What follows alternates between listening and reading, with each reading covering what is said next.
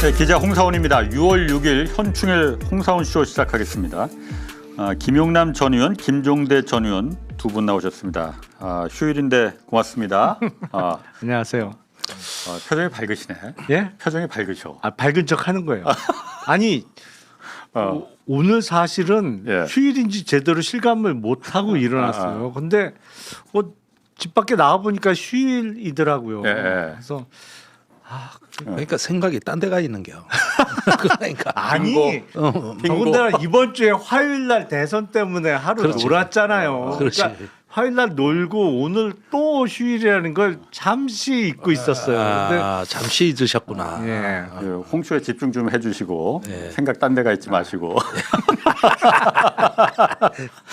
우리 삼형제 끝까지 함께 뭉쳐야 되는데 혼자 어디 딴 데 가면 안 되는데. 아니 김종대 의원님은 전화를 3번이나 안 받으셨는데 4번째는 지금 받으실 거잖아요. 아니 이미 그러면. 찍혀서 소문 다 나가지고 이제 다 들렸어요. 그런데 전화 기다리시는 분들은 이 휴일 시간 감각이 없으시더라고. 내가 한 분 내가 만나고 왔거든. 그분들은 이제 전화기를 벨소리로 바꿔놨더라고. 진동부음은 못 받을까봐. 실수할까봐. 진동도 안 돼. 벨소리를 제일 크게 예. 이렇게 키워놨더라고. 전화기 한번 체크 좀 한번 해봅시다. 저는 무음으로 해놨어요. 무음으로 해놨어. 저희가 참 이거 우리가 땀 사운 쇼라고 한 거는 저희가 땀의 대가를 인정하는 사회가 만들자. 마음에 들어. 그래서 오늘까지만 하자고 PD가 하더라고요. 마음에 들어. 앞으로 그냥 홍사원 빼고 이제 땀 쇼로 그냥 가자 계속 밀었는데 PD가 너무 지지하다고. 그러니까. 그냥 줄여서 땀쇼. 땀 쇼 하자고 했는데 땀쇼. 어감이 안 좋아요. 그냥 어감이 안 오늘까지만 좋아. 하라고 해갖고 계속 밀고 있는데 하여튼 우리 사회가 땀의 대가를 인정하는 거, 정당한 땀의 대가를 인정하는. 그거 마음에 들어. 그렇죠. 네. 두 분 또 그리고 무슨 출판 기념회 베스트셀러 맞나 저거? 베스트셀러를 만들려고 하는 출판 기념. 6월 14일 날 하시네. 다음 주 토요일 예. 오후 2시 종각 부근에서요. 예. 간단하게 그냥 사회는 구하셨어요? 사회 없이 그냥 저자들이 돌아가면서 사회 볼 것 같은데요. 모르겠습니다. 자. 망하겠네. 대망하겠네. 아니 큰 돈을 투자하지도 않기 때문에 폭망론이 아니라 대망론이라고. 그러니까 내가 사회 그냥 밥 한 그릇만 사면 내가 그냥 사회 봐줄 수 있는데. 괜찮네. 좋지. 사회자 확정입니다. 그리고 하여튼 저희가 그리고 요것도 하나 좀 해야 돼. ARS 멤버십 1877-1907 요 김어준이 좀 말을 해달라고. 본인 입으로는 왜 말을 안 하고 날 시키는가 몰라. 그런데 그 이상네. 그러니까 또 날 시키는 이유는 그래도 이 건물에서 제일 잘생겼지 않았느냐. 잘생긴 사람이 말해줘야 이거 많이 늘어난다고 하는데 또 많이 틀린 말도 아닌 것 같더라고 보니까. 그래서 그런 이유는 아닌 것 같은데요. 하여튼 그렇게 말을 하더라고. 그래서는 하여튼 ARS 멤버십 이거 저희가 하여튼 선거 때 여론조사하고 돈 많이 썼다고 김어준 총수가 하여튼 요거 좀 꼭 말을 해달라고 그러더라고요. 번호 한 번 더 말씀해 주시죠. 1877-1907. 1877-1907. 외우긴 좋습니다. 그러니까 어제는 누가 그랬더라? 노영희 변호사가 그랬나? 1877-7070 이렇게 하면은 쉬울 텐데 외우기가. 7070은 저 800에 7070 생각나.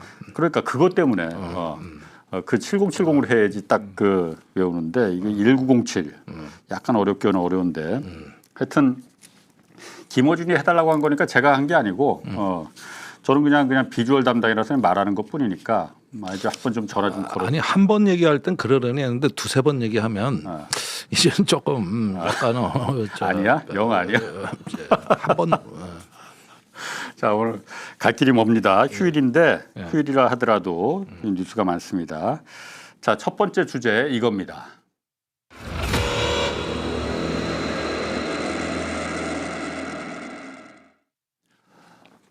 주식시장이 오늘은 안 열리지만 어제까지 연일 상승세예요. 2,800 넘었었대 코스피가요. 그렇죠. 대단해요. 그리고 외국인들이 이틀 만에 2조 원 매수했고 환율도 1,350원대로 외국인들이 많이 들어오니까 당연히 달러가 들어오니까 환율도 떨어지고 월드컵도 또 본선에 진출했대 이게. 그러니까. 그래요? 이게 하여튼 새 정부 출범하면서 이런 게 다 느낌이 좋네. 월드컵까지도 그런 거. 아니 근데 월드컵 예선은 몰랐어요, 솔직히. 거기까지 신경을 못 썼어. 어제 밤에 이라크 이제 이기면서 생각이 딴 데가 있는 분한테 자꾸 그런 거 묻지 마.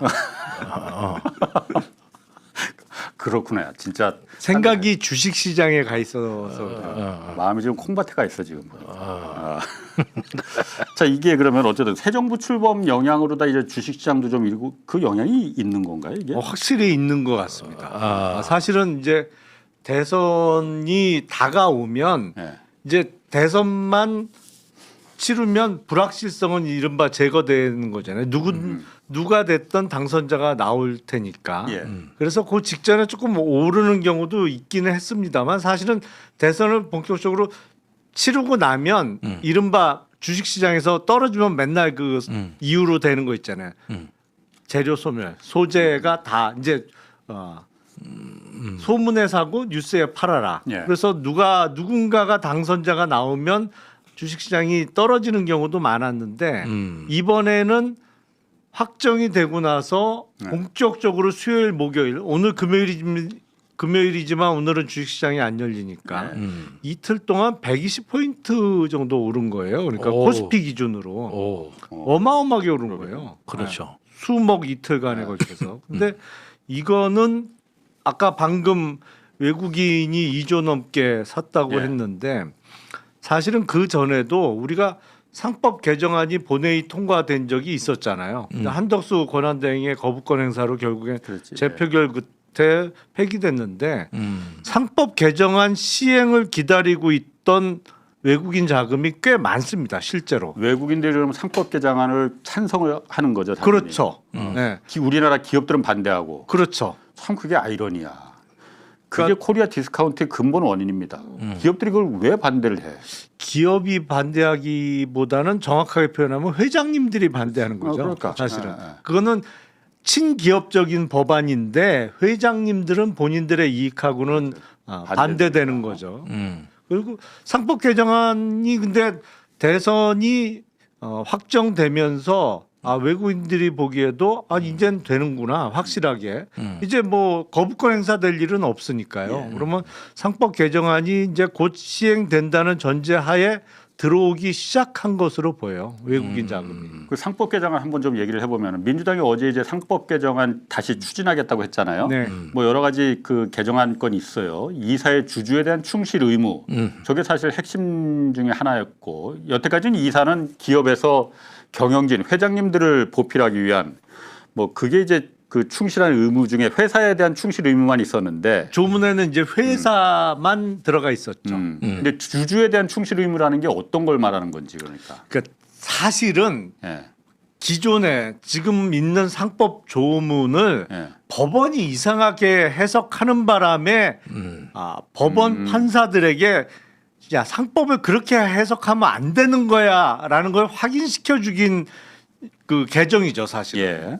왜냐하면 회사를 위해서 근무해야 된다라고 하는데 이거를 회사의 이익과 주주의 이익을 분리해서 자꾸 생각하는 거예요. 그런 식으로 판결이 계속 나왔었거든요. 예. 그러니까 회사와 모든 주주의 이익을 위해서 근무해야 된다. 회사의 이사들은 이렇게 확인 조문을 넣어서 예를 들어서 그런 거죠.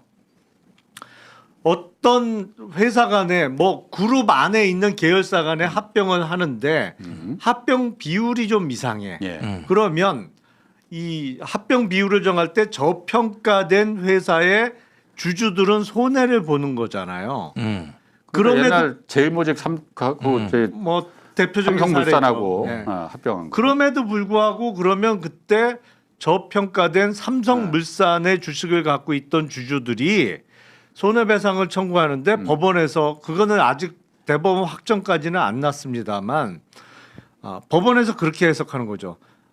전체적으로 회사의 이익이 되면 되는 거다. 주주들이 손해를 보더라도 전체적으로 회사가 다 같이 크니까 지금 당장은 손해 보더라도 나중에는 이익이 될 수 있어. 그건 말이 안 되는 거죠. 약간 말이 안 되는 건데 계속 그런 식으로 해석을 해왔단 말이에요.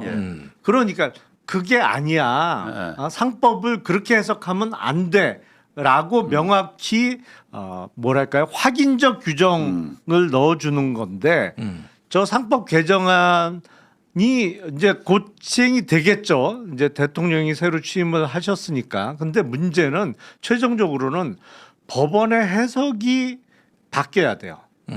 저렇게 개정을 했음에도 불구하고 또 비비 논리를 틀어서 이상하게 판결하기 시작하면 별 소용이 없어지는 거예요. 아니 법에 사실. 저걸 갖다 명시를 해놨는데도 지금 명시가 안 됐으니까 판사가 자의적으로 해석할 수 있는 건데 상법이라는 법의 주주에 대한 충실 의무를 분명히 이사가 해야 되는데 안 그러면 빵에 들어가라고 박혀 있는데도 불구하고 법원이 그걸 갖다 판사가 달리 해석을 할 수 있다는 거예요? 아 그거야 뭐. 뭐 요즘 하도 이상한 일이 많으니까 한 두세 번 논리를 틀어서 해석하면야 피해갈 방법을 찾아낼 수도 있습니다만 그렇게 해서는 안 된다는 거죠. 결국에 상법 개정안의 의미는 그 법이 시행됐을 때 법 개정의 취지에 충실하게 법원에서 판결을 해줘야 확인이 되고 확 바뀔 수가 있는 겁니다. 그래서 야 이게 회장님들의 의중만 반영해서 어떤 경영 판단이나 어떤 이사회의 결정을 했을 때 다른 소액주주들로부터 손해배상 청구를 당해서 내가 망할 수 있다라는 어떤 경각심을 줘야 효과를 제대로 발휘할 수 있거든요. 근데 저 상법 개정안이 정말 시행이 되기 시작하면 법원에서 함부로 달리 해석하기는 쉽지 않겠죠. 그렇지. 김용남 막내 김용남 의원이 그 이런 자본시장에 관한 책도 쓴 거 그게 대망론에 나와요. 대망론에 나와? 네. 아주 그 그래서 주장을 오민씨 선명하게 하셨어요. 50대 또 까먹었다. 뭐라고 그랬었지? 무슨 작자? 50 넘어서 50 넘어서 민주투사된 시장주의자. 네. 이건 뭐 맞아. 오민실에 익숙한데 오민실은 자꾸 입에 안 붙네 이게 잘.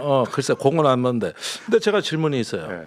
지금 주주자본주의에 대한 취지는 이제 알겠고 상법 개정안의 취지도 알겠는데 조금 진보적인 언론에서는 다른 이야기를 하거든요.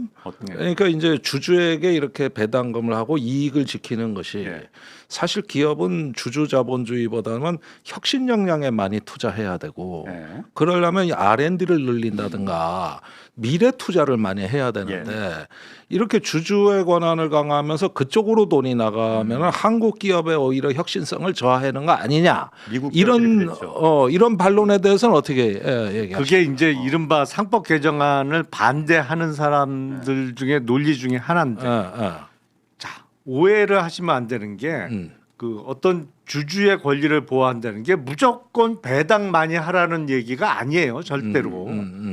아니 R&D에 투자해서 예를 들어서 우리나라 주식시장은 하도 당하다 보니까 단기 투자에 익숙해져서 그런데 예를 들어서 개인 투자자들도 꾸준하게 사서 모아놓으면 큰 돈을 벌 수 있다고 하면 어떤 기업에서 장기적인 안목을 갖고 R&D 투자하는 걸 주주들이 반대할 이유가 없죠.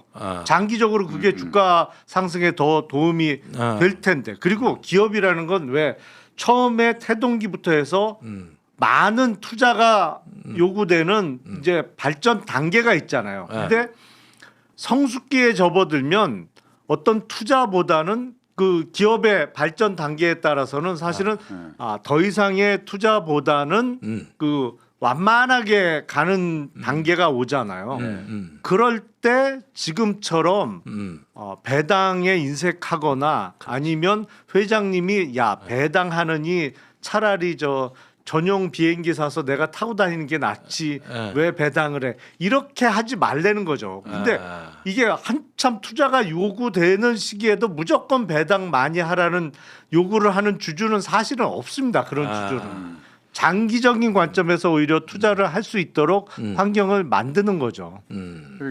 김종대 의원이 그 말씀하신 것도 우리가 한때 2000년대 초반에 막 잭 웰치의 주주가치 극대화, 주주 자본주의 해갖고서는 기업은 주주의 이익을 가장 최우선으로 해서 해야 된다니까 요즘 사실 애플이나 이런 데들 보잉도 마찬가지고 GE도 마찬가지고 자기 자본이 빵이에요 그냥. 사실은 회계적으로는 이상하게 돼 버렸어. 회계적으로는 자본 잠식 상태에 들어가 있는 대기업들이 꽤 많죠. 미국은.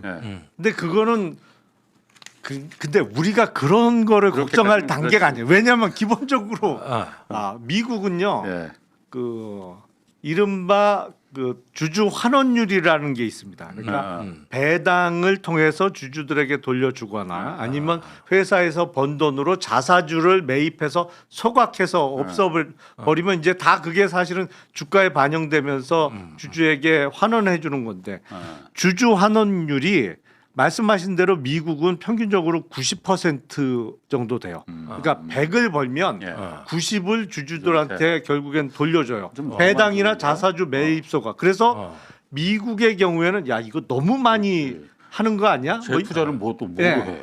이런 얘기까지 나올 수준인데 우리는 어느 정도면 20% 중후반밖에 안 돼요. 한참 중국 회사들보다 우리가 주주 환원율이 낮습니다. 그러니까 웬만한 그 OECD 국가 중에 우리가 제일 낮아요. 그러니까 우리는 야 이거 뭐 주주 권리 보호한답시고 다 배당이나 뭐 이런 거로 해주고 자본 잠식 그런 걱정할 단계가 아니에요. 그러면 우리는 그런데 보니까 금감원장 자리가 지금 비어 있더라고. 왜 자꾸 뒤숭숭하게 그래? 아니 나 별 의미 없이 말한 거야. 그냥 뭐 달리 그렇게 색안경 끼고 듣지 마시고 자리가 비어 있더라 이거지 그러니까. 그거 왜 벌써 그게? 어제부터 비었어요. 그러니까 어제부터더라고. 그분 나가셨다고 신문에 어제 났어. 나갔어, 어제. 신문에. 야. 난 그때 손바닥에 혹시 금자 써 있는 거 아니에요? 혹시? 없어요. 아니 그러면은 이제 이렇게 어떤 주주의 권한과 이익을 이렇게 도모해서 이거 좋은 자본주의 만들자는 취지 아닙니까? 그렇죠. 예, 그렇게 되면 이게 경제적으로는 어떤 효과가 있는 거예요? 일단 경제적으로는요. 사실은 우리나라는 지금 회장님들이 눈앞의 이익에 급급하다가 큰 거를 놓치고 있는 거예요. 왜냐하면 우리나라 회사 주가는 무지하게 쌉니다. 사실은. 그렇지 싸지. 웬만한 그 선진국에서는 우리나라 주식이 제일 싸요. 네. 예. 근데 그러다 보니까 어떤 문제가 있느냐. 예를 들어서 회사에서 투자를 하기 위해서 돈을 모아야 되잖아요. 그거는 이제 주식 시장을 비롯한 자본 시장을 통해서 돈을 모아야 되는데 그러다 보니까 예를 들어서 어떤 신산업에 2조 원을 투자할 필요가 있어. 근데 워낙 주가가 싸니까 시총 자체가 작아. 그러기 위해서는 2조 원을 모으기 위해서는 뭐 예를 들어서 주식 발행량을 왕창 늘려야 되잖아요. 주당 단가가 싸니까. 그러면 신주가 그렇게 많이 발행되면 기존 주식이 희석되니까 주주들이 난리가 나잖아요. 그렇지. 그러니까 사실은 대규모 투자금을 모으기도 훨씬 힘들어지는 거예요. 마찬가지. 그 신주로 발행 안 하더라도 무슨 회사채를 발행하더라도 결국에 마찬가지죠. 예를 들어서 시총이 주가가 낮아서 시총이 1조밖에 안 되는 회사가 2조 원의 투자금을 어떻게 마련할 수 있겠어요. 근데 주가를 평소에 억눌렀기 때문에 그런 일이 벌어지는 것이거든요. 그래서 회사가 발전하려면 예를 들어서 그 회사의 내용은 좋아. 근데 주가를 억눌러서 시총이 1조밖에 안 돼. 그러면 2조 원을 마련할 방법이 없죠. 근데 회사가 평소에 주주를 충분히 대접을 해줘서 시총이 10조 정도 돼. 그러면 적은 물량은 아니지만 2조 정도를 충분히 조달할 수 있잖아요. 자본시장을 통해서. 그러면 2조 원의 투자금을 마련해서 신사업에 투자를 하면 그 회사는 장기적으로 더 발전할 수가 있는 거죠. 근데 지금 회장님들은 야 우리 회사 주식 오르면 내가 자식한테 물려줄 때 상속세만 많아져. 그래서 우리나라 대표적으로 한때 삼성을 중심으로 한 20년도 넘었죠. 한때 임원들한테 스톡 옵션을 많이 준 때가 있었어요. 몇 년 반짝하다가 거의 다 없어졌습니다. 왜냐하면 임원들한테 이사들한테 스톡 옵션을 주니까 임원들은 자기 회사 주가가 올라가야 자기가 돈을 버는 구조잖아요. 그렇지. 이게 회장님들의 이익과 상충되는 거야. 그래갖고 지금 웬만한 대기업이 스톡 옵션 주는 회사가 없어요. 우리나라는. 한때 스톡옵션이 유행처럼 그랬었는데 지금 딱 들어왔는데 그게 그때 싹 없어졌죠. 일부 벤처기업 빼고는 거의 찾아보기가 어렵죠. 자 그러면 또 한 가지 지금 그 상법 개정안에서 네. 지난번에 그 윤석열이 거부권 행사한 것보다 좀 더 세졌다고 하는 게 예. 이른바 그 3% 룰이라는 걸 포함시켰다고 해요. 예. 3% 룰이라는 게 감사하고 감사위원 선출할 때 대주주의 의결권을 3% 이내로 제한하는 법안이라고 하는데 이걸 지금 추가했다고 해서 그렇죠. 회장님들이 난리 났다고 했는데 난리 났죠. 저건 뭐예요? 저건 뭐 왜 난리가? 아니 그러니까 그 회사의 감사 있잖아요. 네. 그리고 일정 규모 이상 되는 회사는 감사위원회를 둬야 되기 때문에 네. 그 경우에는 이제 감사위원을 뽑아야 되는데 그 경우에는 사실은 감사라는 것은 회사 경영진이 제대로 주주들을 위해서 경영 활동을 하느냐 그렇지. 또는 회계적으로 또 돈을 빼돌리지 않느냐 뭐 이런 거를 그 감시하는 역할을 하는 게 감사잖아요. 예, 예. 그러니까 그거는 대주주의 결정권을 좀 제한하는 거죠. 예. 그래서 자기 사람 꼽지 못하게. 그렇죠. 예를 들어서 지배주주가 한 30%의 전체 지분을 들고 있어. 예. 총 발행 주식에. 그래도 감사나 감사위원을 뽑을 때는 그 30%를 다 행사 못하고 3%만 해라. 그리고 그러면 아무래도 다른 그 그렇지. 소액 주주들의 의사들이 더 반영될 수 있잖아요. 그러니까 다른 이사를 뽑을 땐 몰라도 경영진의 감시 역할을 해야 되는 감사나 감사위원을 선임할 때는 지배주주의 지분율을 그거보다는 영향력을 줄이는 오케이. 거죠. 그 회장님들이 싫어할 조항은 다 들어가 있네. 그렇죠. 여태까지 그럼 저게 당연한 감사를 갖다 자기 사람을 사장님이 내 친구를 갖다가 아니면 내 아들내미를 갖다 뽑을 수는 좋겠지만은 여태까지 그럼 그렇게 했다는 거를 그래서 그걸 못하게 하려고 3% 지분만 행사를 하는 거 아니에요? 그렇죠. 여태까지 왜 안 됐던 거예요 그러면?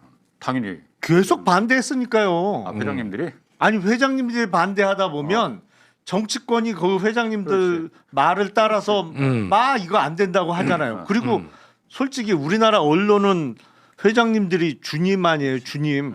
광고 주님.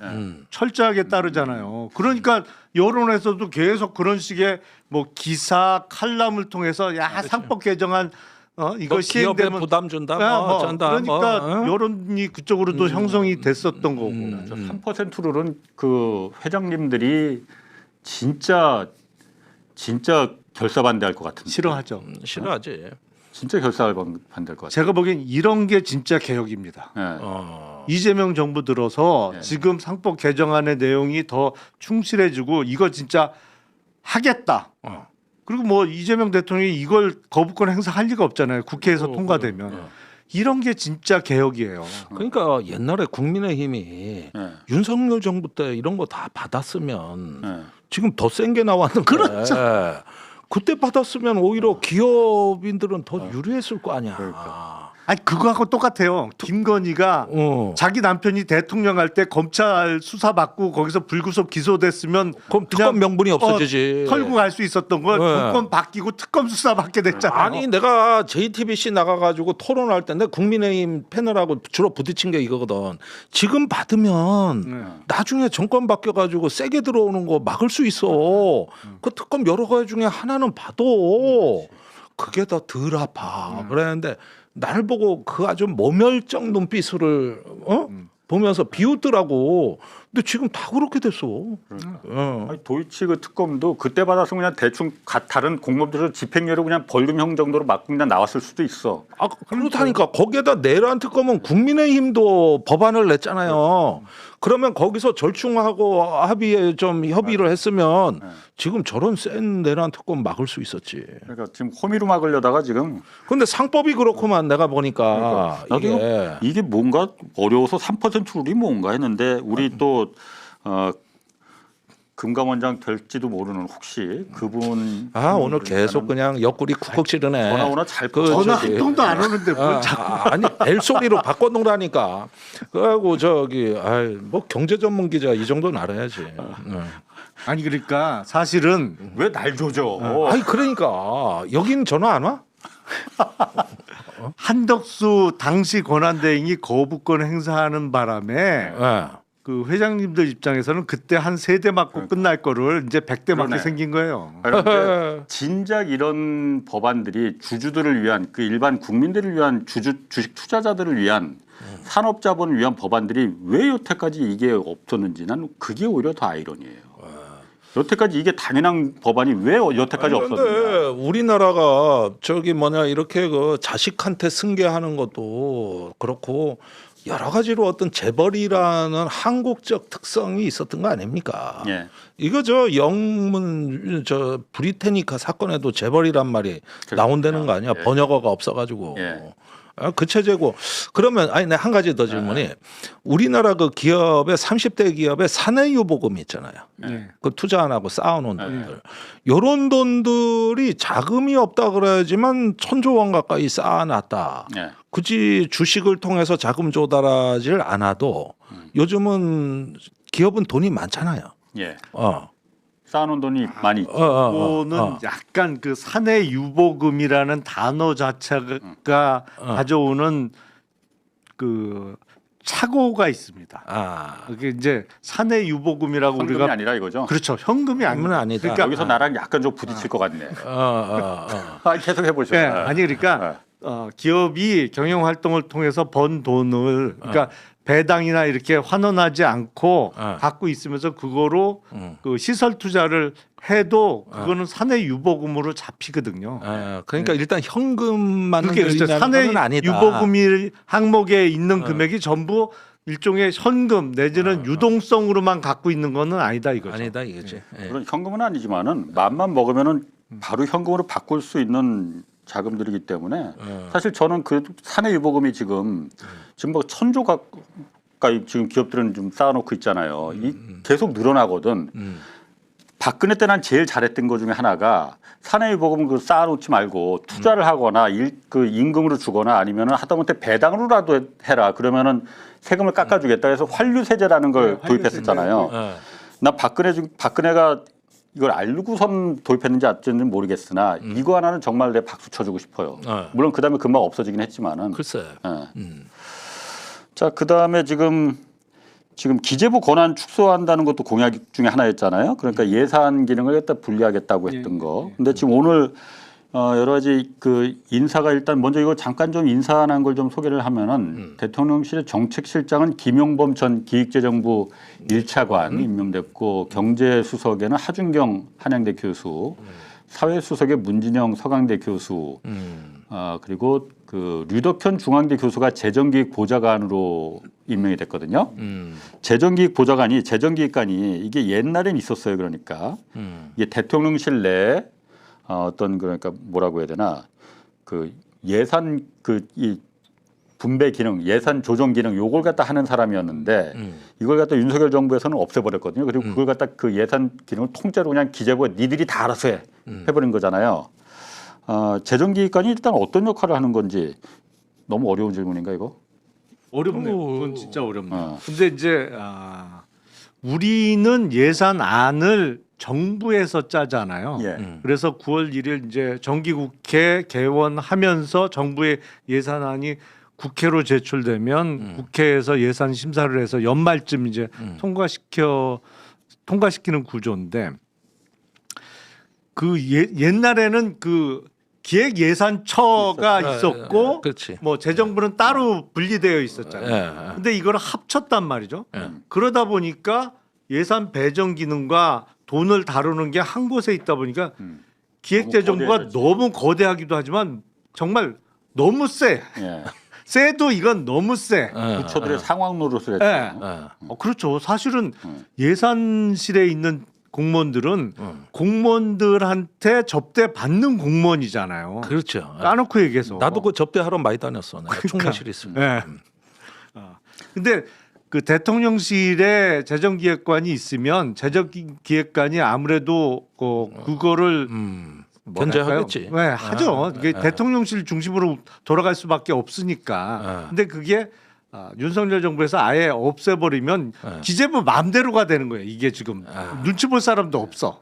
그러니까 기재부는 항상 나라국간 이거 우리가 늘상 들어왔단 말이에요. 나라국간 지켜야 된다고 허리띠를 졸라 매자 쓰지 말, 돈 쓰지 말자, 재정 쓰지 말자. 이데올로기가 있지. 그렇지. 여기에 충돌되는 상충되는 견제 역할을 하는 게 바로 재정기획관 역할을 하는 건데 왜냐하면 재정기획관도 이번에 보면은 정책실장 산하에 두는 게 아니고 비서실장 산하에 두기로 했단 말이에요. 그러니까 대통령이 예산을 갖다가 어쨌든 선출된 대통령이니까 공약에 맞게끔 알아서 대통령이 직접 책임지고 이부 예산안에 대해서 통제를 하겠다라는 의지가 좀 보이는 거더라고요. 네, 그렇습니다. 그러니까 이게 사실은 그 조금 저는 확장 재정을 예고하는 거 아니냐 하는 생각도 좀 들어요. 그렇죠. 지금 저기 윤석열 때 부자 감세로 뻥끗한 세수가 87조 원입니다. 예. 그러면은 사실 아무리 공약이 좋아도 지금 재정 여력으로는 저기 좀 뭘 할 수가 없어요. 올해도 세수 펑크는 보나마나 뻔합니다. 뻔하죠. 예. 근데 이게 어마어마한 숫자거든요. 87조 원. 예. 그리고 부자 감세가 많이 들어가 있지 않습니까? 예. 그런데 이게 저기 세출은 늘려야 될 입장인 게 당장 추경이 기다리고 있고 예. 거기에다가 이제 확장 재정이 아무래도 기정사실화되는 것 같은데 그러면 이건 지출의 영역이고 예. 세입의 영역이 있어야 된단 말이에요. 그러면은 이거 또 세제 개편을 안 할 수가 없는데 사실은 그 부동산이나 상속세나 이런 데 있어 가지고 이재명 후보의 공약은 증세는 아니거든. 그러니까 선거 운동할 때는 그렇게 말은 그러니까 그 정확하게 증세를 안 하겠다는 말은 아니었고 증세를 하겠다는 말을 갖다 하지는 않았다는 건데 글쎄. 저는 사실 지금 말씀하신 게 왜 그런 말을 하시는지 잘 알아요. 누군가 지금 증세를 말해야 된다. 증세 없이 올해도 보나마나 세수가 권영국 펑크나게 후보가 많이 뻔한데 했던 얘기. 아니 그러니까 저는 지금 솔직하게 말을 해야 돼요. 증세가 아니고 그냥 줄었던 것, 그 자본 부유층에 대한 줄였던 세금이라도 원상복귀하는 걸 당연히 해야 되는 거 아니냐. TV 아무 토론 그런 열심히 거 보셨네. 그거 권 후보가 다 한 얘기요. 그쪽에? 내가 다 메시지 구성해 줬잖아. 권영국 후보가 TV 토론에서 한 얘기에 메시지를 토론팀장으로 다 담당하셨던 제가 분이 종합을 다 이렇게 구성을 해내. 좋은 얘기 많이 나왔는데 그놈의 그 이준석 그 한마디에 그냥 다 묻혀버렸어. 다 묻혀버렸어. 그러니까. 그런데 말하는 내가 그래가지고 정책팀이나 이제 외부 교수들 브리핑을 좀 받았거든. 이 메시지 구성하기 전에. 근데 OECD의 평균 조세 부담률 있잖아요. 예. 사실 그대로만 한국이 올려도 예. 290조가 더 거쳐요. 그런데 지금 우리 조세 부담률이 굉장히 낮아졌습니다. 17%까지 떨어졌거든요. 근데 한때 22%였다고. 예. 그런데 윤석열 정부 3년이 많이 감소했어요.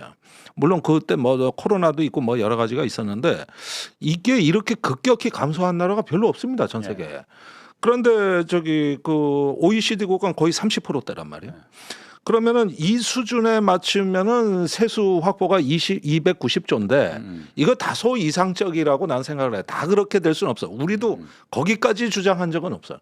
그러나 일단은 17%가 아니라 22%대로 원상 회복은 할 수 있는 거 아니냐. 조세 부담률을. 일단은 요런 부분에서 먼저 재원 확보가 나온 다음에 예.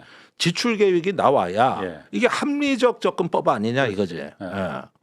그러니까 저는 그러니까 모든 세금을 다 올리자는 거는 워낙 저항이 크니 그 부분은 저도 반대예요. 그런데 윤석열 때 워낙 많은 특히 부자들한테 깎아줬으니 그 부분만큼은 더 올리진 않더라도 원상 회복은 시켜야 되는 거 아니냐. 그 사실은 제일 큰 제가 보기엔 그 부분이 예. 그러니까 오히려 대기업일수록 세금을 적게 내거든요. 사실은 여러 가지 왜냐하면 세액공제를 많이 해주죠. 세액공제가 많아요. 워낙 많아. 예. 대기업이 제일 다 갖고 가요 그거. 예. 그래서 우리나라는 기업이 크면 클수록 실제로 그 납부하는 세율은 낮아요. 왜냐면 R&D 뭐 투자나 이런 데에 그렇지, 뭐 대해서 다 세액 공제해 주는 항목이 워낙 많아서 이른바 실효세율이 낮아요. 그러니까 명목상의 법인세율보다 실제로 세금을 내는 실효세율이 크면 커질수록 기업이 떨어집니다. 실효세율이. 그러니까 한때 삼성전자 우리나라에서 가장 돈을 많이 버는 한때 분기당 10조 원 이상을 영업이익이 났던 삼성전자의 실효세율이 14%까지 떨어진. 맞아요. 10% 초반까지 떨어졌어요. 인천의 주물 공장보다도 더 많은 더 적은 세율을 적용받았던 세율이 게 낮죠. 그거거든요. 예. 일반 국민들 모르거든요. 예. 그런데도 법인세 24% 이거 너무 높다 막 24% 내는 기업들 없습니다. 아니 작은 기업들은 내요. 그러니까 오히려 중소기업들은 지금 먹고 살기 바쁜데 무슨 세액공제 받고 이런 방법도 없어. 몰라. 여러 가지 대기업들 자본 기업들이 전부 다 그 여러 가지 자기네들이 또 만들잖아요 법안을. 네. 국회 입법기구를 갖다 꼬셔갖고 우리 이거 투자하면 세금 좀 깎게끔 법 좀 만들어줘. 대신 우리가 선거비 좀 해줄게. 후원금 해줄게. 여러 가지 알지도 못하는 여러 가지 임시 투자 세액 공제, 임시자가 붙잖아요. 앞에 임시자가 붙는 거 1년만 딱 하고 일몰시키자는 거거든. 그게 박정희 때 만든 게 지금까지도 이어지고 있습니다. 계속 연장하죠. 매년 연장이 돼. 투자 세액 공제 다 대기업들입니다. 그거. 민노당에 입당하셔야 돼. 금강원장 자리 비웠대는데. 아, 그게 가만 있어봐. 그거 지금 그렇지. 그건 다 신문에 나서 알아요. 어제부터 비어 있는 거는. 가만 있어봐. 그 자리가 아니 근데 조금 예산 관련해서만 말씀드리면 미국은 우리는 기재부에서 짜지만 미국은 의회에서 짜잖아요. 그렇죠. 그렇죠. 예산안 자체를 법률 형태로 그렇죠. 의회에서 짜갖고 법률안의 형태로 그 매년 통과시키는 구조잖아요. 근데 우리는 그렇게까지 당장 하기는 물론 국회에서 할 수도 있다고 저는 생각해요. 근데 당장 행정부에 있던 기능을 국회로 가져가기는 쉽지 않으니 다만 기재부 안에서만 하던 거를 대통령실에서 좀 그렇죠. 예. 관여할 수 있는 창구 정도 되지 않을까. 이번에 다시 신설된다는 재정기획관 자리가. 그러니까 재정기획관은 지금 원래는 그러니까 기재부를 갖다가 공약대로 예산 기획예산처를 따로 분리를 해버리면 좋은데 그건 정부조직법을 개정하는 그렇죠. 입법 사항이니까 당장 할 수는 없고 당장 올해 9월 2일까지가 내년 예산안 마감이거든요. 그렇죠. 그 편성하는. 그때 내야죠. 그러니까 의회에다가. 시간이 없으니 일단은 기재부가 마음대로 예산을 또 쪼물딱거리지 못하게끔 재정기획관은 그래서 먼저 신설한 거 아니냐. 그렇게 좀 해석은 되더라고요. 예, 아무래도 좀 변화가 예상이 됩니다. 정부조직법을 어차피 새 정부가 들어서니까 개정안을 통과시켜야 되잖아요. 저는 그 예전처럼 뭐 그걸 이름을 기획예산처로 하던 아니면 그런 기능 있잖아요. 옛날에 우리가 경제기획원이 따로 있었잖아요. 그렇죠. 재무부 말고. 그러니까 장기간에 걸친 그 경제 내지는 산업 정책을 구상하는 옛날 경제기획원 기능에 예산 기능을 포함시켜서 재무와는 좀 분리시키는 그런 게 필요하다고 전 개인적으로 생각합니다. 자 이제 뭐 그 이제 그 정도로 하고 국민의힘 내부는 좀 복잡해요. 내부 총질이 서로 아직 계속되네. 오히려 더 개판이 된 거 아닙니까? 선거 결과가 딱 그렇게 나왔잖아요. 41%. 그렇기 때문에 이게 김문수 후보가 차라리 30% 중후반을 득표를 하고 왕창 깨졌으면 그렇지. 혁신도 잘 되고 혹상 망하고 새로 일었을 텐데 애매하게 됐지. 애매하게 나왔어요. 선거 결과가 정말. 그래서 일단 그 권성동 원내대표가 대선 패배 원인 중 하나로 지금 한동훈을 지목하는 것 같고 김문수 전 후보는 한독수를 꼬주렸던 권성동을 공격하는 것 같은데 두 사람 이제 얘기부터 먼저 한번 좀 들어보시죠. 나라의 명운이 걸린 선거에서조차 뒷짐을 지는 행태, 분열의 행보를 보인 부분, 자해적인 정치 행태에 대해 실망을 넘어 분노하는 국민과 당원들이 많습니다. 삼척동자가 보더라도 말이 안 되는 방식으로 우리가 공직 후보를 뽑지 않았는지 또는 당 대표나 모든 것도 이게 당이 과연 민주주의가 살아있는 당이냐. 자, 국민의힘은 그럼 아까 뭐 애매한 선거 득표율이 나왔는데 국민의힘은 그럼 앞으로 어떻게 되는 겁니까? 어찌 될 것으로 예상돼요? 아니 지금 말이에요. 저 두 말이 전혀 다른 반대 방향을 가리키고 있는 거 아닙니까? 우선 권성동 원내대표 말은 당이 분열이 됐고 개파 정치 때문에 망한 거다. 이것이 언제부터냐? 저기 풀텍스트를 보면은 작년 총선부터라 그랬어. 그때가 총선 때 뭡니까? 한동훈 대표 올 때입니다. 그렇지.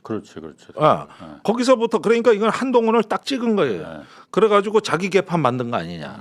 이래가지고 계엄 때까지 오도록 따로 행동하고 니들 탄핵 찬성표 던지고 무슨 친한계 만들고 이랬던 거 아니냐. 이게 패배 원인이다. 이렇게 얘기하는 거고 저 김문수 후보 얘기는 아니 저 선거 때 하셔야 될 말을 이제 하더라고. 저기도 다 안 나왔지만은 뭐 계엄에 뭐 탄핵에 말이야 딴소리나 하고 윤석열하고 단절하지 못하고 저 얘기를 선거 초반에 했으면 얼마나 좋아. 그런데 이제 와서 그 얘기를 막 쏟아내.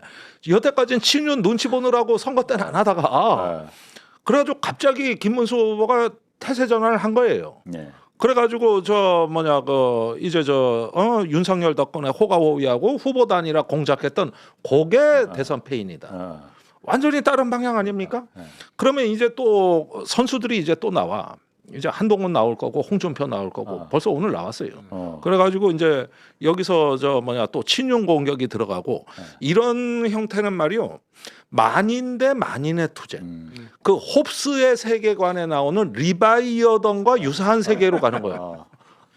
이게 정리가 안 되는 그런 세계라고 할 수 있겠습니다. 김문수 전 후보는 대선 후보도 관심 없다고 옛날에 했었는데 지금 당 대표도 자기 관심 없다고 말하잖아요. 선거에서 패했는데 김문수를 아낀다면 당 대표 해야 된다는 그런 소리 하면 안 된다라고 말은 하는데 훌라후프고 돌리고 있고 오늘은 또 현충원 공개 참배도 또 했더라고요. 거기에 그 김용태 비대위원장까지 데리고 참배했잖아요. 네. 그러니까 그거는 욕심 있는 것 같은데. 당대표 나온다는 얘기죠, 사실은. 그리고 김문수 전 후보 주변에 있는 뭐 김재원 비서실장이라든지 차명진 전 의원이나 가만히 있을 이런 사람들이 가만히 있겠어요. 아니 그리고 김문수 전 후보 입장에서도 내가 내란 때문에 벌어진 그 어려운 선거에서 내가 41% 넘게 득표했어라고 큰 소리 칠 수 있거든요. 그 어려운 선거에서 그렇지. 야 내가 경쟁력이 있어, 뭔 소리야. 이게 30% 중반 정도 득표에 그쳤으면 그런 얘기 하기가 어렵죠. 그렇지. 예. 근데 40%를 넘기면서 이제 대개 안 돌아가셔도 되는 거예요. 아니 그러면은 그 권성동 권영세 같은 경우에는 당 대표가 어쨌든 이 사람들의 목적이잖아요. 그럼 지금 김문수가 대선에서 떨어지고 나면은 저렇게 당 대표를 욕심을 낼 거를 몰랐어요. 아니 원래 의도는 한덕수로 바꾸려고 했잖아요. 그래서 김문수는 대선 후보가 아니었죠. 그들의 의중에는 한덕수로 그래서 바꿔치기를 하려고 했는데 그게 당원 투표에서 부결된 거잖아요. 그러니까 거기부터 계획이 어긋난 거죠. 그 갈등이 지금 네. 이제 전격적인 전면전 양상으로 이제 바뀌고 있는 거죠. 국면 전환이 된 거죠. 선거 때는 잠복돼 있었다고 봐야죠. 그런데 나는 이 대선 결과에 대한 저런 어떤 관점 차이가 말이에요. 보수 진보가 언론마다 확연하게 갈라졌어요. 사실 진보 언론이나 중도 쪽은 이런 보도가 많아요. 그래도 내란을 했던 당에 41%나 줬다. 이러면서 이게 앞으로 이재명 정부가 정말 큰 부담을 갖고 잘 봐야 된다는 경계령을 내리는 여론 정서가 기사에 많이 들어가 있고 보수 언론은 논조가 전혀 달라요. 전부 다 내가 조선 중앙 동아 봤더니 그게 아니고 국민의힘 니들 망했어. 요번에 대선 투표를 그대로 총선 투표율로 바꿔보니까 총선으로 국민의힘이 100석이 안 나온다는 거야. 지역구에서 80석밖에 안 나와. 비례를 맥시멈 18표를 줘도 98석 내지 99석이야. 니들 망했어. 치명타야 이거. 그리고 서울에서 계속 벌어지고 있어 지금 차이가. 이래가지고 전혀 다른 보도들을 쏟아내고 있거든. 그러면은 진보 언론은 묘하게도 국민의힘 선전의 이유가 뭐냐를 분석하고 있고 보수 언론은 쫄딱 망한 국민의힘의 패인이 뭐냐를 주로 분석하고 있더라고. 이게 40%를 넘어서 그게 오히려 더 독이 됐다. 이런 식의 어떤 그 양쪽의 관점이 이게 국민의힘 내부로도 투영이 된 겁니다. 그러다 보니까 이 싸움은 내가 보기에는 상당히 심각한 게 이대로 내년 지방선거 간다고 생각을 해보세요. 그렇지. 거의 괴멸 수준입니다. 보수가. 그럼 이번에 완전히 망했어야지 30% 아래로 내려가 30% 정도로 그냥 마감을 했어야만이 그나마 찬스가 있었을 텐데. 그렇지. 그러니까 오늘 이걸 제일 잘 분석한 게 중앙일보인데 이 중앙일보 논조를 자세히 보면은 니들 이대로 갔다가는 내년 지방선거 다음 총선 폭망이야. 이게 41%라고 희희낙낙거리는데 어린 반푼도 없어. 이 메시지인 거야. 이 메시지인데 내가 이걸 읽어보니까 만약에 내가 국민의힘 당원이라면 이 기사가 쩌릿쩌릿할 것 같아. 그러니까 우리는 어떻게 41% 얻었을까 그러지만 저기선 또 이런 시각으로 보는 겁니다. 이게 지금 내부로 투영되면은 이거는 이제 국민의힘 내에서 정답이 없는 싸움이 무한 반복되는 거죠.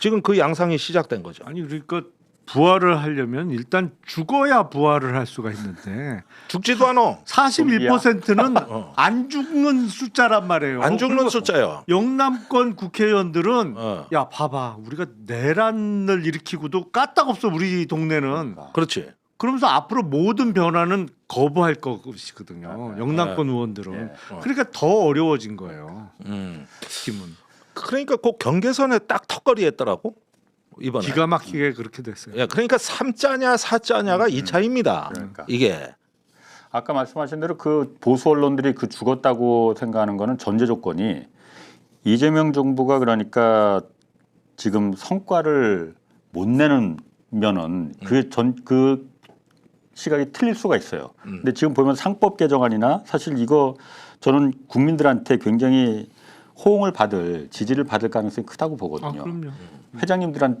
회장님들이야 지랄지랄 하겠지만은 아니 제가 늘 그 전에도 그런 말씀을 드린 적이 있어요. 국민의힘 국회의원들 진짜 이해가 안 된다. 아니 정치를 하는 사람들이 표를 쫓아가야지 왜 돈을 쫓아가냐 엉뚱하게. 그게 전형적인 게 상법 개정안 같은 게 맞아요. 돈을 쫓고 표를 까먹는 거거든요. 예. 하여튼 그래서 성과를 낼 가능성이 크니까 아까 말씀하신 대로 그 보수 언론들이 우려하는 게 걔네들이 또 보는 눈은 정확하고 잘 보거든. 솔직히 말해서. 솔직히 그래서? 말해서 조중동 사설만 저 윤석열이 열심히 읽었어도 저렇게 안 갔어요. 네. 거기선 위기 의식을 먼저 느낀다고. 예. 자, 뭐 어쨌든 시간이 좀 그렇게 많이 남지는 않았는데 두 번째 주제 넘어가겠습니다. 자, 다음 주제 이겁니다.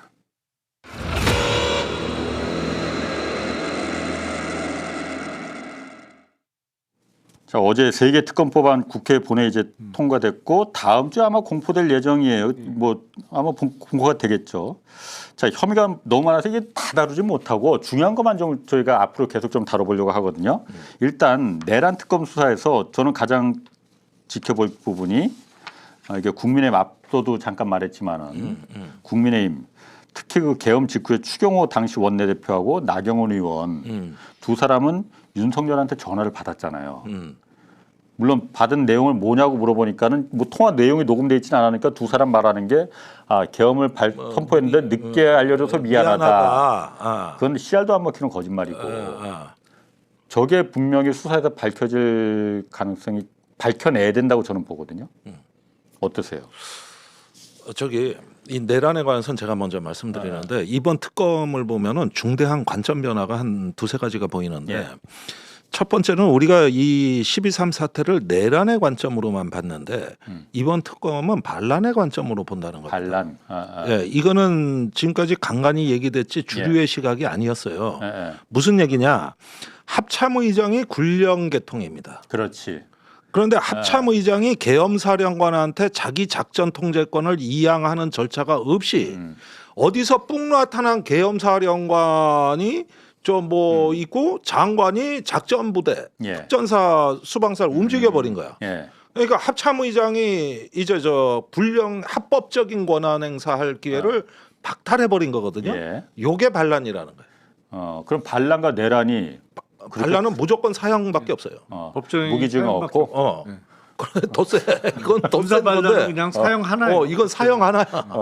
그랬는데 여기에서 지금까지 그 우리가 내란 특검이다 국회 청문회라 할 때 합참과 계엄사 간의 지휘 관계를 눈여겨보질 않았어요. 근데 이 부분이 들어왔다는 건 매우 중요한 관점의 대전환이다. 이걸 보셔야 되는 거고 두 번째는 외환에 관한 부분이 들어왔다. 그렇지. 외환죄. 이 부분은 전에 이 내란 특검을 국민의힘이 받았으면은 예. 안 들어왔을 거예요. 어. 그때 국민의힘하고 합의하려고 민주당이 빼준 건데 이게 들어온 거예요. 그러면 이 얘기는 무슨 얘기냐? 이 계엄에서 우리가 가장 눈여겨봐야 될 지점이 이 지점인데 계엄만 선포했을 때는 실무장된 병력을 국회 성관이 어디 군청에 난입한다는 게 명분이 떨어집니다. 사실은 계엄 이것만 갖고. 근데 그렇지. 그때 북한이- 합참이 2급 비상 경계태세를 발령해. 예. 이게 계엄에 없는 조치거든. 예. 그거는 북한의 오물풍선이 날라온다 뭐 한다 그러면서 김용현이가 합참 지휘 통제실을 점령해가지고 오물풍선 원점 타격한다고 예고를 해놓은 상태에서 계엄이 선포되니까 합참의장은 그 계엄하고 전혀 관계없는 2급 비상경계태세, 이게 옛날에 진돗개 사태라고 하던 거거든요. 이걸 하니까 각 부대가 탄약고 문을 열어버린 겁니다. 계엄 때문에 연 게 아니라 요거 때문에 열은 거예요. 실무장이 자연스럽게 되는 거지. 그래서 이 외환과 이 내란은 사실상 이 사태에서 중첩되는 부분이 있어요. 예. 이 부분이 조사가 안 됐던 거예요. 예. 그리고 이제 무인기가 뭐 평양에 간 거, 아파치 헬기가 백령도에 간 거, 그다음에 오물풍선 원점 타격한다고 하는데 이게 계엄 시기가 임박할수록 전체가 다 긴장도가 높아지거든요. 그래서 김용현의 그 설계는 이런 걸 통해서 전군의 비상경계로 긴장을 높여가지고 무장을 용이하게 하는 어떤 외연적인 군사적 환경을 만들고 그리고 계엄을 엎어씌우려고 했던 것이죠. 예. 그러니까 이런 맥락을 보면은 이제는 합참도 수사 대상이 될 수 있는. 여기가 수사 대상에서 빠졌던 거야. 지금까지는 그랬죠. 그러니까 아까 말씀하신 게 그러니까 거기 탄약 무기고를 열은 것도 다 이게 그럼 합참도 거기서 나중에 합법적으로 해준 거지. 계엄만 갖고도 무기 분출을 한다는 거는 어떤 특별한 그렇지. 작전 명령이 있어야 되는데 합참이 그 명분을 마련해 준 거예요. 그게 2급 경계태세, 비상경계태세를 발령하고 그렇지. 발령하니까 그러면 요게 동전의 양면인데 이게 표리 관계를 이루는 건데 네. 우리는 여태까지 한 측면만 본 거야. 요 계엄의 그 부분이 프로세스만. 하나 그 지금 수사 대상에 그러니까 합참은 지금 완전히 열애돼 있었는데 네. 합참도 지금 수상하게 봐야 된다. 그렇죠. 중요한 그 한반도의 군사 상황을 근원적으로 바꿀 수 있는 중요한 사항이 있었고 그 다음에 또 한 가지 간과한 것은 잠깐만. 그런데 아까 처음에 말씀하시길 합참의장은 계엄사령관이 합참의장 지휘를 받지 않고 반란이라고 하셨잖아요. 그러니까 합참의장은 오히려 피해자 아니냐? 그러니까 이것이 피해자면서 동시에 협조자라는 이런 이중성을 갖고 있는 것이죠. 그럼 지금 피해자 코스프레 하는 거예요, 그러면은? 그럴 수 있죠. 그럴 수 그래서 있다? 어제 이재명 대통령을 합참의장이 영접하던데 예, 그랬어요. 어제까지는 분위기 좋았어요. 오늘 특검부로 분위기 바뀐 겁니다. 그리고 그날 밤에 예, 계엄을 선포한 밤에 합참의장이 주한미군 사령관한테 전화합니다. 예, 그래가지고 한미 연합 정보감시 태세 워치콘 발령을 합니다. 예. 이거 한미 연합으로 발령한 건데 우리의 요청에 의해서 미국이 열어준 거거든요. 그러면 조기 경보기 다 뜨고 군사 위성이 일로 다 와. 여기 워치콘이 되면은 이렇게 해가지고 군사 상황을 만든 요 내막이 안 밝혀진 거예요. 그거에 어쨌든 계엄을 어쨌든 합참의장이 자기 의지하고 상관없이 어쨌든 발령이 됐으니 발효가 됐으니 그 주한미군하고 해서 워치콘 상황을 만드는 거는 해야 될 일 아닌가 싶은데 그걸 갖다 그 계엄이 여기서 긴급 상황이 남쪽에서 발령됐으니 북쪽에서 혹시 딴 생각을 가질 수도 있잖아요. 그러니까 합참이 그 상황에 대비해서 워치콘을 주한미군이 협조를 구한 거는 맞는 거 아닌가라는 아니에요? 이렇게 비전문가가 말할 때 내가 참 마음이 아파. 나 군필인데 그래도 예비역 장교 출신인데 언제 내가 병과가 뭐요? 저는 그 공군 장교예요. 그러니까 그 뭐 자 보세요. 중위로 제대하셨죠? 예, 예. 저는 한미가 대위 제대했어요. 아 그래? 뭐로 제대하셨어? 병장. 자꾸 묻지 마. 근데 한미가 예. 이 군사 조치를 할 때는요 예. 위기관리 평가 회의를 하게 돼 있고 예. 국가안전보장 기구를 통해 가지고 이런 건 이루어지는 것이지. 누구 1인의 독단으로 되는 게 아니에요. 이건 다 법에 규정에 나와 있는 얘기입니다. 그런데 이런 조치들을 경계태세를 발령하고 워치콘을 선포하고 그런 다음에 이제 작전 부대를 이동했다 그러면 연합 위기관리 회의라는 게 열려야 되는 거고 그 다음에 공동의 위기 평가가 있어서 합의해서 가는 거예요. 그런데 지금 이 사태는 미군이 일단은 한국 정부가 요청하고 긴급 사태라 그러니까 워치콘을 열어줬지만 이유를 대라고 우리한테 요구하고 따질 수 있는 겁니다. 이건 나중에 유엔사 조사 들어와요. 이게 약간 군사 전문 용어가 나오니까 좀 딸리네, 내가. 그러니까 아니 뭐 이런 분야에 전문성 없는 사람은 그런 질문을 할 수도 있어. 그런데 자 보십시오. 뭐 경장이 이렇게 많이 알아? 그런데 그런데 이런 그 군사 상황은요. 이 대한민국 법령에 국가안전보장회의를 열게 돼 있고 네.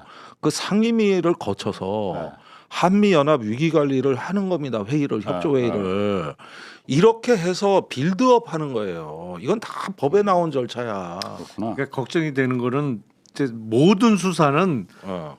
범행이 끝마친 직후에 하는 게 가장 효과적이죠. 그리고 그때가 증거 수집이나 모든 면이 가장 용이해요. 근데 벌써 6개월 이상 지났잖아요.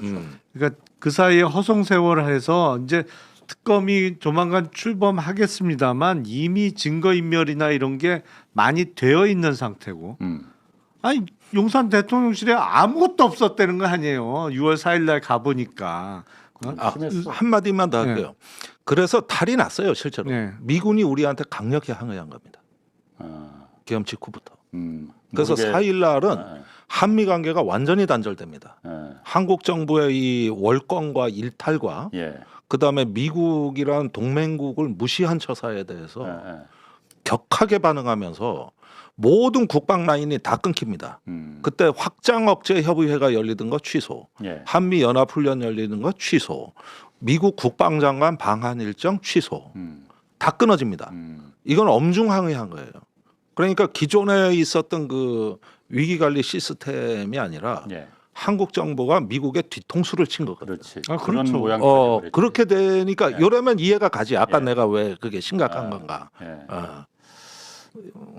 완전히 이해가 되는 건 아닌데 하여튼간에 뭔가 좀 그 내가 좀 딸리는 것 같아 지금. 그래서 이거 그냥 자, 넘어갑시다 그냥. 방송 끝나고 남으세요. 가만히 있어봐. 공부. 이게 내가 곱창을 먹으면서 이 명강의를 어디 가서 들어 이런 걸 들을 데가 없어 내가. 뭐 하여튼 그럴듯해 보이긴 해 지금. 뭐 그런데 전문 용어가 막 나와갖고서는 내가 약간 거기서 좀 밀리는 느낌인데. 자, 요것도 하나 좀 해볼게요. 검사 징계법 어제 국회 본회의에서 특검 3법하고 함께 이제 통과가 됐잖아요. 검사 징계법 개정안이라는 게 지금까지는 검사 징계를 검찰총장만 그 권한을 갖고 있었는데 청구할 권한을 그렇죠. 법무부 장관도 이걸 주게 하자 이거잖아요. 네. 이게 어떤 의미가 있는 거예요, 이거? 이게 매우 중요하다고 하던데. 그러니까 이제 검찰청은 법무부의 외청이죠. 예. 근데 요새는 그런 표현 잘 안 씁니다만 예. 그 전에는 검찰을 가리켜서 준사법기관이라는 표현을 썼어요. 그러니까 법원은 누가 봐도 사법부인데, 그러니까 사법부만큼의 독립성이 요구된다는 의미에서 이제 준자를 붙여서 준사법기관이다 이런 표현을 썼는데 예. 그 얘기는 그런 취지에서 판사의 어떤 독립성만큼 검사의 다른 행정부의 다른 권력으로부터의 독립성이 요구되기 때문에 예. 검사에 대한 징계는 검찰총장 같은 검사인 검찰총장만 징계를 시작할 수 있도록 그렇게 해놨었는데 그거를 법무부 장관은 사실은 검사가 아니잖아요. 그렇죠. 예. 그러니까 검사가 아닌 법무부 장관도 검사에 대한 징계를 시작할 수 있도록 그 개정안이 어제 통과가 된 거죠. 그러니까 이른바 검찰총장을 정점으로 하는 검사 조직에 있어서 어떤 외부와의 단절성 내지는 독립성을 주장을 하면서 그 징계도 검사 중에 가장 최상급자인 검찰총장만 할 수 있도록 돼 있던 것을 법무부 장관까지. 법무부 장관, 행정부 장관이 법무부 장관이 요구할 수 있도록 시작할 수 있도록 법을 바꾼 거죠. 그러니까 여태까지 검사가 웬만한 잘못해도 정말 사람 죽이기 전까지는 안 잘렸는데 잘못하면 파면당하고 잘릴 수 있다 이거죠 그러니까. 아니 그게 명백하면 그 전에도 징계는 받았는데 어쨌든 검찰총장만 할 수 있던 권한을 검사가 아닌 법무부 장관이 시작할 수 있도록 바꾼 것이고 이른바 그 전에 어떤 우리가 흔히 이제 판검사 이렇게 얘기를 많이 하잖아요. 그러면서 판사에 준하는 만큼 검사의 어떤 신분에 대한 보장성 내지는 독립성을 주장을 해왔었는데 그게 이제 깨지기 시작한 거죠. 그러니까 예를 들어서 그런 거예요. 판사에 대한 징계를 예를 들어서 감사원장이 판사 징계 요구할 수 있나요? 그거 안 되잖아요. 예. 근데 예를 들어서 그런 식으로 이제 변화가 생기기 시작한 거죠. 판사 내부적으로만 시작할 수 있었던 절차를 법원 외부에서 이제 그렇게 됐다는 게 아니고 비유를 하자면 그러니까, 검찰 조직 외에서도 검사에 대한 징계 절차를 시작할 수 있도록 바뀐 거죠. 그럼 검사징계법은 이번에 개정안이 법무부 장관까지만 확장을 시켰는데 네. 앞으로는 이게 잘 되면은 그리고 그러면은 감사원에서도 검찰을 감사할 수 있다 이렇게 될 수도 있겠네요. 아니 지금도 일반 행정감사는 감사원 감사를 받습니다. 예. 그렇게 여러 가지로 더 많이 이제 어쨌든 검찰에 대한 견제와 감시는 기관을 눈을 갖다 넓히겠다. 그렇죠. 그 출발점이 이제 열린 거다 이렇게 보면 되겠군요. 알겠습니다. 오늘 재밌었던데 현충일 날 두 분 모시고 제가 각별히 좋아하는 두 분 모시고 제가 언제 한번 또 이제 또 좋은 세상도 오고 그럴 것 같으니까 또 곱창 한번 또 할 때도 됐고. 예, 영화 제목에 달콤한 인생이라는 영화가 있습니다. 이병헌 배우 나온 거. 예. 영화는 달콤하지 않지만 예. 제목은 달콤합니다. 예. 일단은 뭔가 조금 세상이 달달한 맛이 난다. 예. 요 며칠 사이에 아, 숨쉴만하다. 그러니까 날씨도 좋다. 거리에 다니는 사람들도 보면 제가 그렇게 느껴서 그런 건가? 아니, 그런 제가요. 게 좋더라고. 엊그제 집에 택시에서 내렸는데 예. 실갱이가 벌어진 게 운전하시는 선생님께서 택시비를 안 받겠다고. 이거는 기념비적인 날이라서 받을 수가 없다.